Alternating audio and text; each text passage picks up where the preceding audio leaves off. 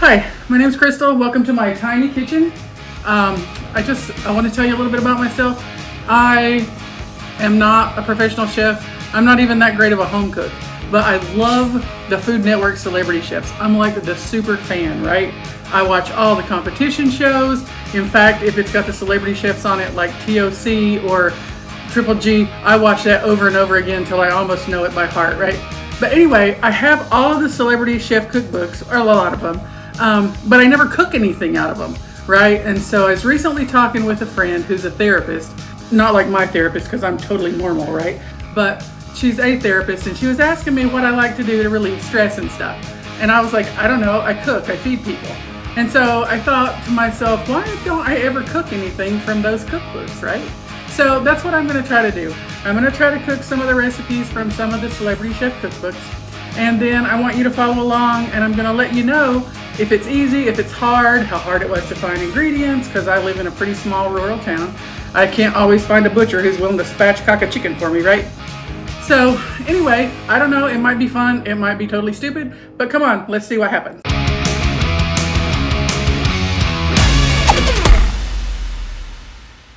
So some of the celebrity chef recipes are pretty tough, right? Even though they're supposed to be written for home cooks, some of them are hard. I'm gonna start with Michael Symon's 5 and 5. I'm gonna start with a recipe from this book, mostly because it's kind of easy, right? And I don't know if you know what 5 and 5 is, but back in the day, maybe like the 2000s, some of you probably weren't even born then, but anyway, there was a show called The Chew, and Michael Symon did this bit where he could cook 5 ingredients in 5 minutes and make a whole like dish. Well, it's gonna take me longer than 5 minutes, but we're gonna try a recipe from this particular cookbook today. So the recipe I'm gonna try today looks pretty easy. I've made a recipe or two out of this book before, and they were kind of easy, so that's what I'm gonna start with. It's angel hair with corn, feta, and tomato. Right, so that's the 5 ingredients. The 5 ingredients are, put my glasses on because I'm old, right? Salt, pasta, olive oil, corn, garlic, oregano, tomatoes, and feta cheese, right? So that's pretty much the crux of the recipe. And so I went to the store, I was able to find all of that stuff, even though I live in a small town, like I said, those ingredients are pretty common, and so I was able to find everything I needed. So I'm just gonna put some salt in the pasta water. Michael says 2 tablespoons. I like fresh grated salt, or I'm just gonna put in what looks like 2 tablespoons to me. And I'm just going to turn that on and get it boiling. Now, one of the reasons I think Michael Symon was able to do this in 5 minutes is because somebody else already did the prep work for him, right? Fancy chefs call it mise en place, but it's really just cutting up your vegetables and stuff. So I'm going to go ahead and get some of that done. This is a shallot. I'm just going to dice it up. Like I said, I'm not a pro chef, so don't ding me on my knife skills.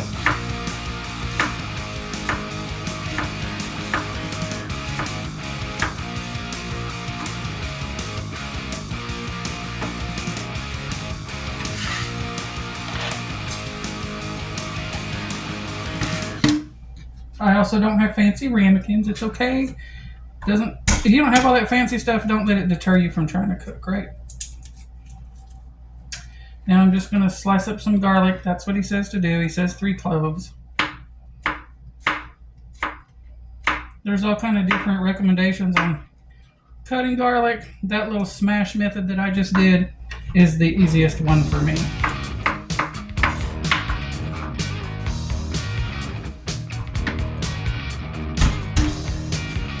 Because it makes the stem come off a lot easier. They don't tell you about garlic when they're showing you how to cook it. It is wicked sticky. So after I cut this, I'm going to have to wash my hands before I move on to anything else. See? Sticky.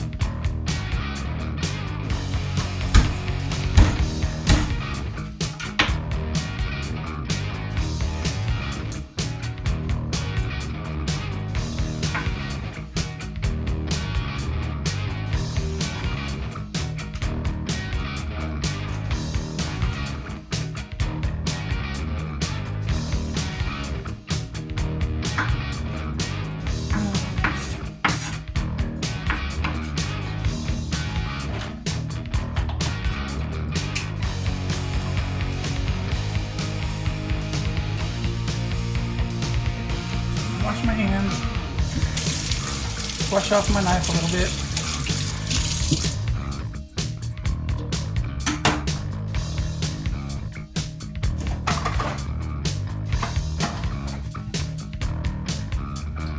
And I'm going to cut my corn off of the cob.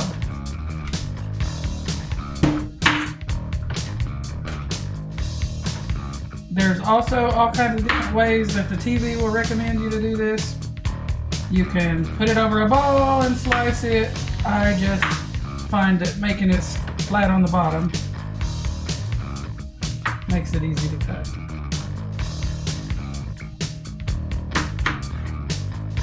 Then I got this little piece left over, so I'm just going to get that too.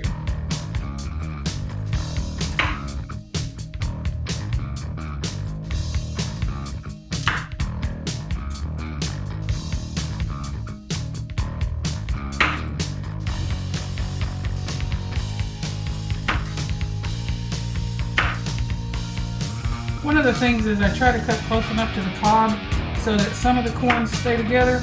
That way people know that it's fresh corn because it's still all together and not canned or frozen corn, which is all separated into kernels.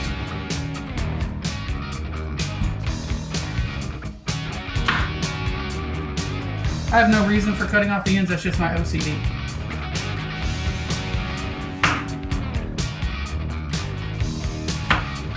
I like things in a nice little package.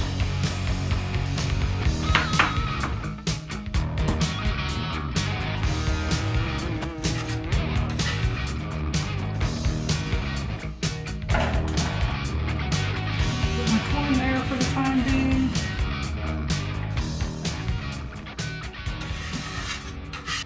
Okay, and now I'm going to take just a minute to clean up.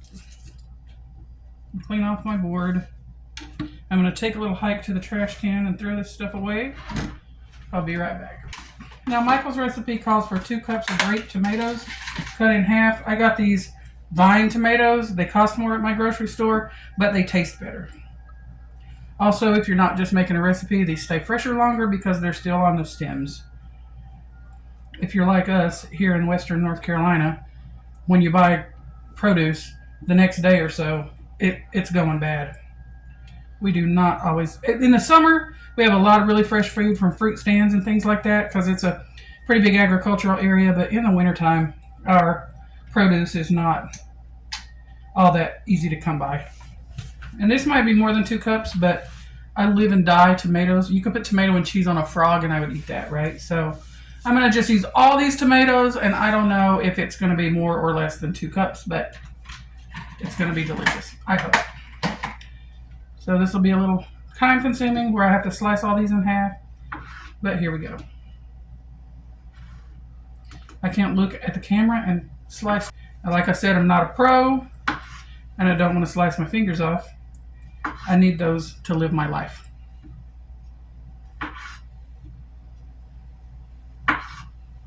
Not that people can't live life if they don't have them all. I want to keep mine. That's one thing that separates me from celebrity chefs. I have to watch what I'm doing. They can just chop, chop, chop, chop, look, look, look, look. I can't do all that.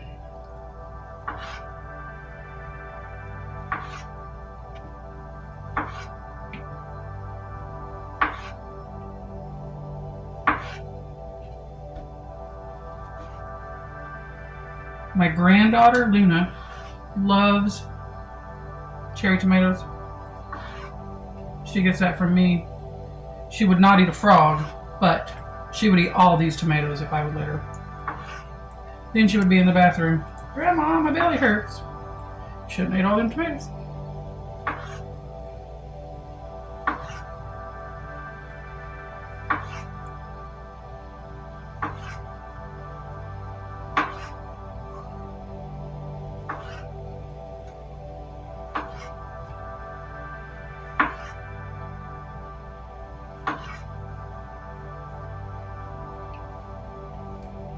Tastes pretty good.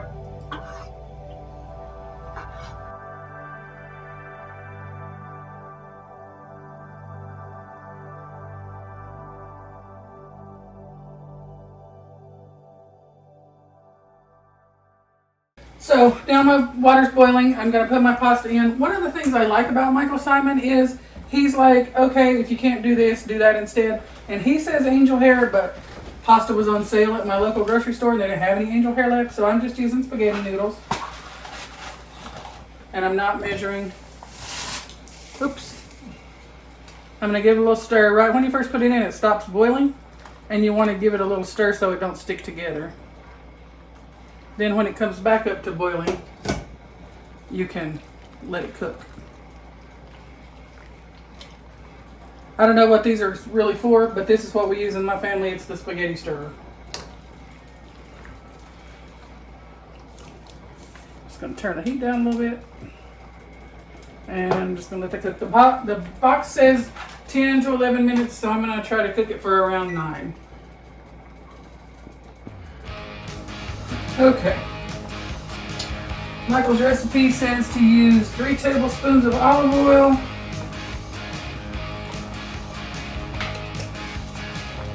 And he wants me to put in my corn.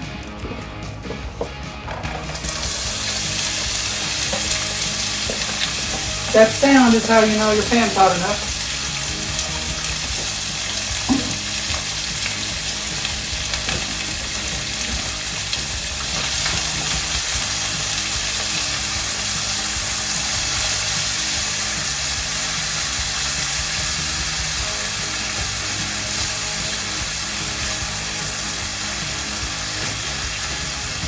And he says not to touch those, to let them cook for 2 minutes. So I'm just going to be standing here for 2 minutes. I'm going to test my pasta.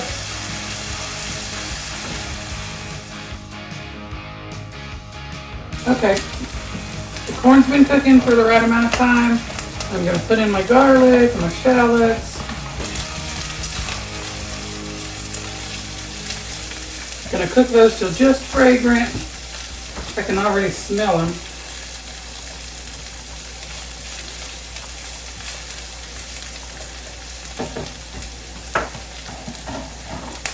My pasta is ready, so I'm going to turn the heat off.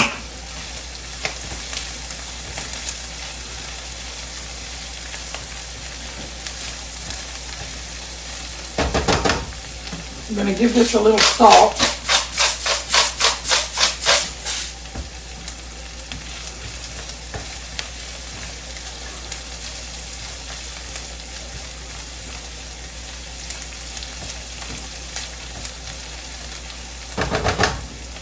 Now, Michael says I need a cup of the pasta water, which is hard to do without getting any of the pasta.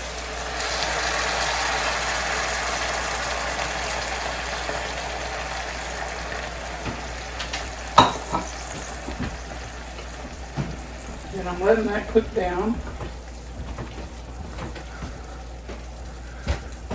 About 2 minutes, he says. This is the time he says to add the fresh oregano, but they did not have fresh oregano at my store. So I got some parsley, but I'm going to add some dried oregano just for the flavor. And I'm going to add about 1/3 as much of dried as he said of fresh. That's just how it is when you live in a small town. You can't always get what you want. But if you try, sometimes you just might find you get what you need.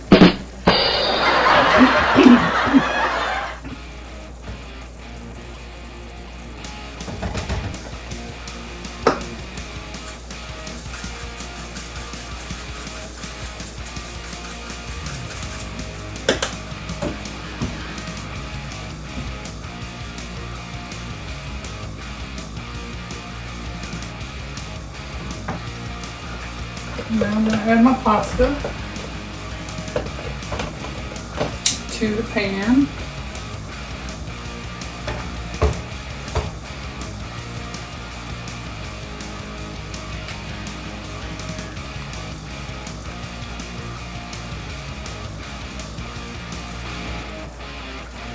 One thing I'm a little worried about is it's all kind of the same color. And I'm hoping that the fresh herbs and the tomato are going to give it a little bit of color.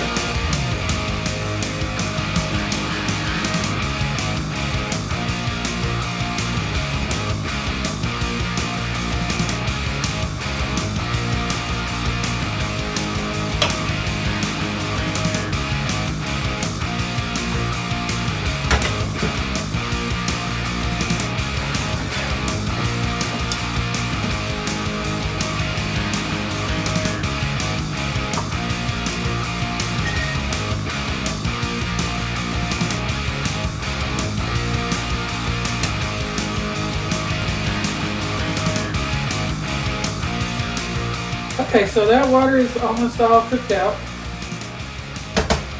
I'm going to turn off the heat. You always put your cheese and stuff in off the heat, according to Michael Symon and some other celebrity chefs that I've seen. So this is my feta cheese. This is parsley.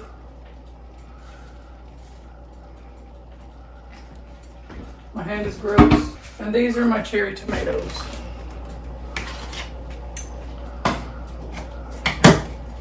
I'm gonna give it all a toss.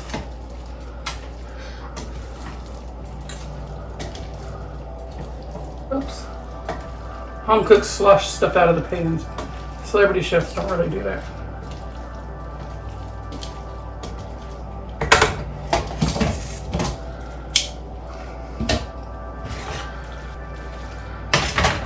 All right. All that's left is to serve it up and give it a taste.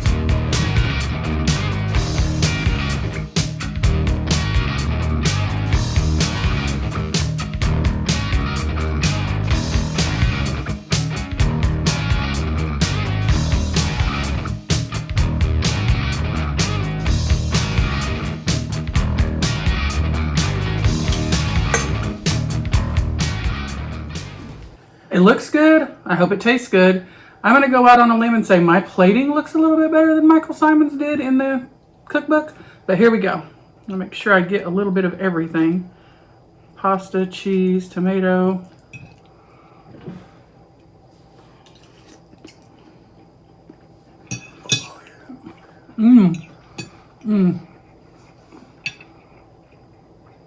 It's really good. The tomatoes taste really fresh. The feta cheese just makes it. The parsley's good. I do think it would have been better with fresh oregano, but like I said, we just didn't have that at my grocery store. But I'm going to say, for how easy it was to make it, I'm going to say it was it was pretty easy. I would give it a 5 on easiness. I would definitely give it a 5 on flavor. The corn is amazing. Even though it's out of season, it tastes really fresh and sweet. And you can really taste the garlic coming through. So it's a hit. I'll let you know if my husband likes it. So that was Michael Symon's 5 and 5. Angel hair with corn, feta, and tomato. We substituted regular spaghetti because we didn't have angel hair. And I used dried oregano because we didn't have fresh oregano. But I would say on a scale of 1 to 5, where 1 was easy to make and 5 was really hard to make, I'd say it was about a 2. It did not take 5 minutes. It took about 20 minutes from start to sitting down to eat. As far as how it looked a lot like Michael's picture, except I do think my plating was a little bit better than Michael's. And it tasted great. I think the only thing I would add in the future, if I was going to do it again, if you were really looking for something a little more savory, I might put some bacon in there and use the bacon grease in addition to the olive oil. And I might put some lemon on top, just to squeeze a lemon to give it a little bit of acid. Even though it had some acid from the tomato, I think the lemon would have been perfect. Thanks for joining. Thanks for coming in. I'm supposed to do all that like and subscribe stuff, but if you're here, you know how to do the buttons. Talk to you soon. Bye. Anybody want to help me clean up?